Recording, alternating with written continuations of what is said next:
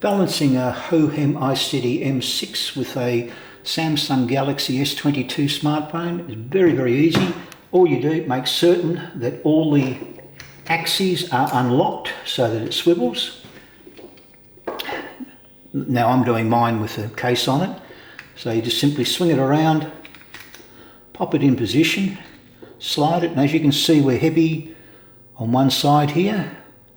You undo the little lever and basically move it until the axis is balanced.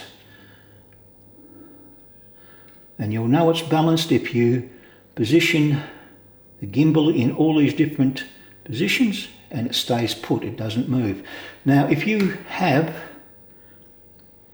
the little AI connector, you will notice the moment that you pop that on, the gimbal is now again out of balance. Now I found the easiest way is just simply slide it down